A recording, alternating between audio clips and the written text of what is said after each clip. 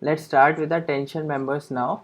So the tension members are the members in the structure or the steel structure, the members which are subjected to axial tension. This is the basic definition. Axial tension, or if the force is applied, they are subjected to elongation. Elongation might result due to this applied force, then this is the tension member. Now when it comes to the design of these tension members, so the design strength depends upon the three criteria. That is, first one is yielding of cross section, second one is rupture strength of critical section,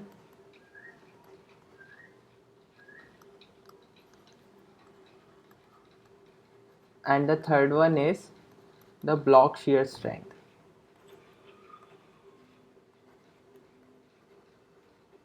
So these we have to see in detail.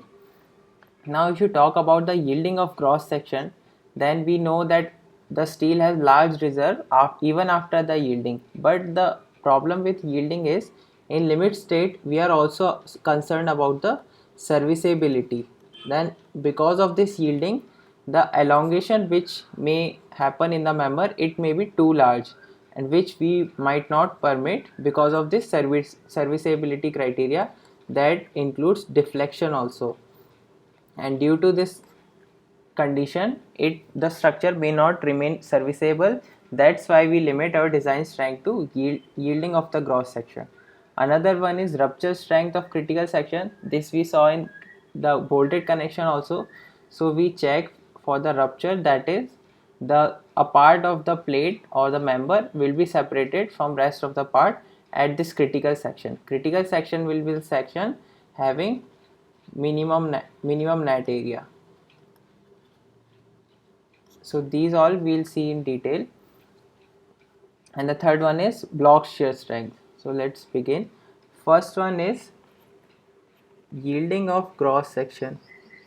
So how do we find out the design strength in or when the gross section yields?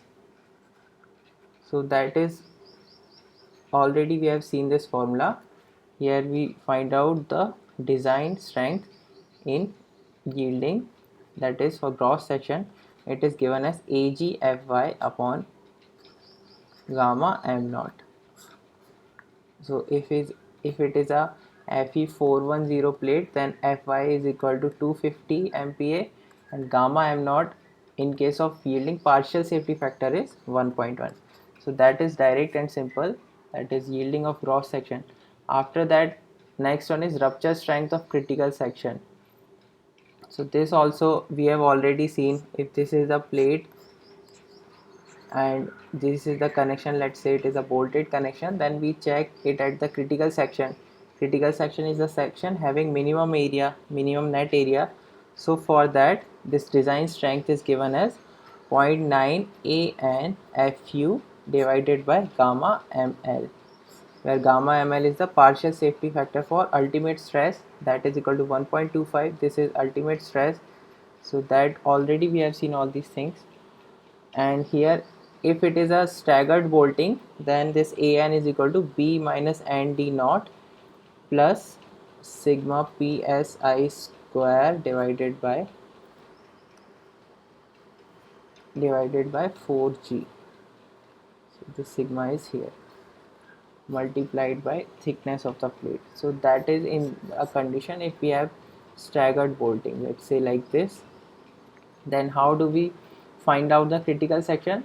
Then we'll consider different critical section in this case. So one critical section can be this section, and one critical section can be, it will start from here, then this bolt, then here. And another critical section can be, it can start from here, then like this. So what is this term psi square upon 4g? It is included every time we are considering this angular pitch, that is if this pitch we are considering on this angle. So if I am taking this red one, so how many times we are taking this inclined pitch. We are taking for this part, this is 1, this is 2, this is 3, and this is 4. So we'll find out this term 4 times, 4 psi square divided by 4g. G would be this gauge distance, already we have discussed all these things. So that way we can calculate the net area, and after that we can calculate the rupture strength. Now there is one more thing when we are talking about single angles. Now what is the difference when we use single angles as a tension member? So with single angle, what happens when we are going to connect this single angle, then we can only connect one leg, or normally we connect one leg. So this is how the connection will look like. If this is our gusset plate and this is the angle, so we have connected this leg with the gusset plate, and this one is the not connected leg. So this leg is known as the connected leg, and this leg is known as the outstanding leg. Now what is happening here, due to this type of connection, the loading, normally we assume that our loading which we apply, it passes through the CG of the connection, CG of the connection. Now in this case it is not the case, so it means we have introduced some eccentricity. Now because of this eccentricity, non-uniform distribution of stress occurs. Non-uniform distribution of stress. Now what happens due to this non-uniform distribution? Now let's say we have reached the ultimate stress in this connection.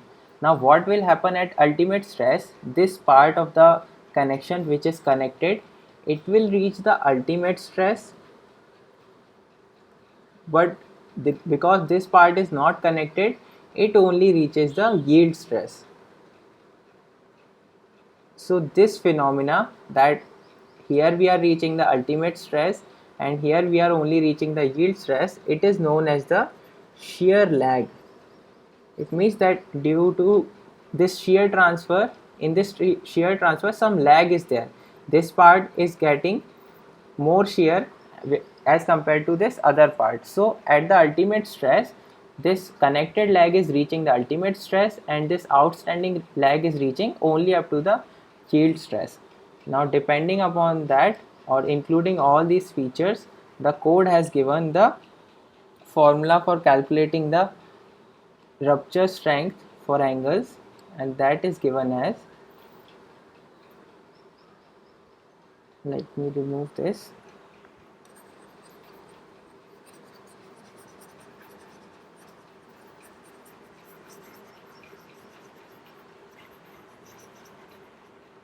So this is given as TDN, that is in case of angles, 0.9 ANC FU divided by gamma ml plus beta A G naught Fy divided by gamma m naught. So here A and C is the net area of connected leg,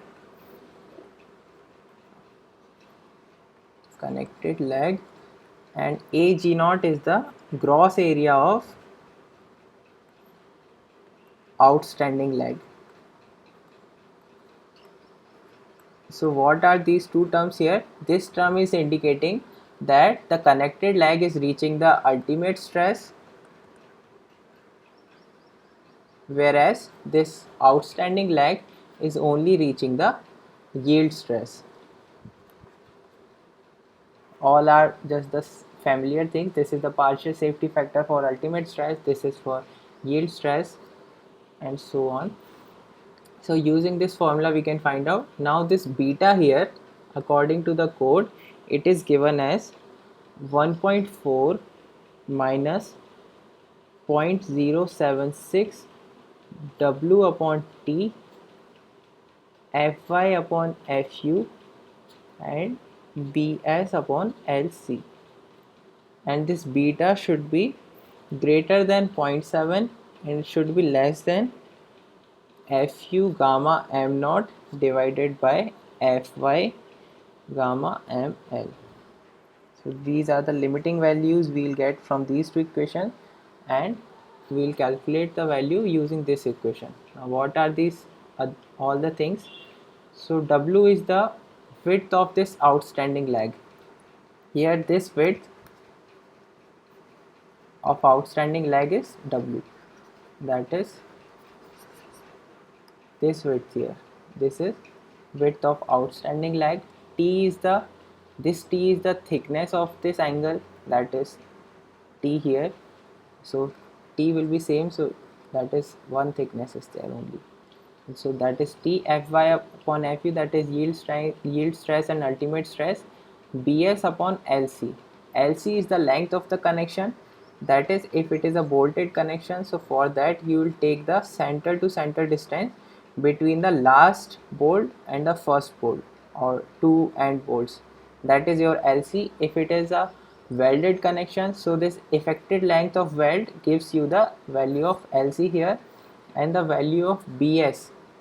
Bs in the code specifies Bs as shear lag width, or we can say it as the part which is facing the shear lag. So the shear lag is faced by this part. So in case if it is a bolted connection, then the shear lag width is given as Bs is equal to W plus G. This is the gauge distance.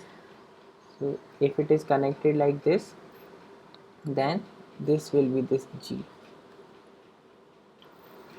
So W is from top to bottom plus G from this end to this center of the bolt. So we deduct this part also. So here we are including this thickness twice. So this we can write it as W minus T by 2 for up to this point, and from here we can write it as plus G minus T by 2, and that is equal to W plus G minus T. That is your shear lag width in case of bolted connection, and in case of welded connection, this is the width of outstanding lag. So only from this whole part is the connected lag in this case. So Bs in case of welded connection is simply equal to width of outstanding lag, whereas in case of bolted connection it is equal to W plus G minus T. So given all these things, we can calculate the value of beta here, and we'll have to check if it is greater than 0.7 and less than this other value, and then we can use it in this equation and we can obtain the rupture strength for angle section. Now after that we are remaining with the third design strength, that is our design strength due to block shear. So what is this block shear? Block shear is, let's say we have connected to these two plates here, so this failure will happen like this on this dotted line. So what is happening here?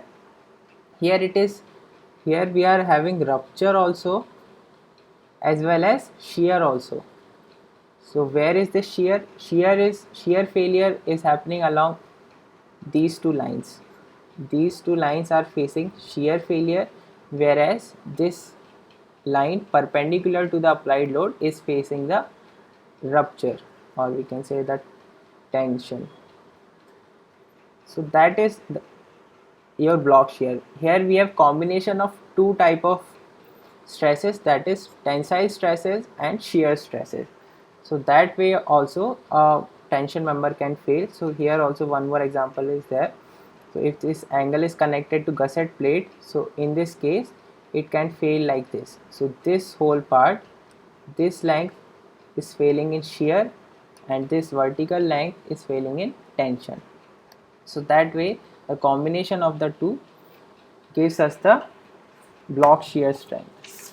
So for that we have formula, and so it is the combination of the two things. We have two formulae, that is what can happen, this shear part can go in yielding or it can fail in yielding, and tensile part can fail in rupture, or other criteria can be shear part may fail in rupture. So rupture along the shear line and the yielding along the tensile line. So these are the two combination of the stresses that can happen. So we have two formulae that account for these two things. So first, let's say the TDB, that is design strength in block shear. So let's say for shear yielding plus tensile rupture. So for that it is given as shear yielding AVG Fy upon under root 3 gamma m naught plus 0.98 Tn Fn divided by gamma ml. Other, this is first formula, and other formula can be shear rupture plus tensile yielding. So for that we can get the formula TDB is equal to, so shear rupture 0.9 into AVN FU divided by under root 3 gamma ml plus ATG, here it is ATN, ATG Fy upon gamma m naught. So that is, this is for shear rupture and tensile yielding. So all these other terms are known to us, this area are new here. So what are these areas? So AVG and AVN, these are the gross. So AVG is the gross and AVN is the net area in shear, and other one is ATN and ATG. So ATG and ATN, so that is gross and net area in tension. So what is the difference between gross area and net area? In this case, if you do not deduct for this whole of the bolt, then it is gross area, and if you deduct for this whole size, then we get the net area. So that we can understand using or taking one example. So after that, let's see examples.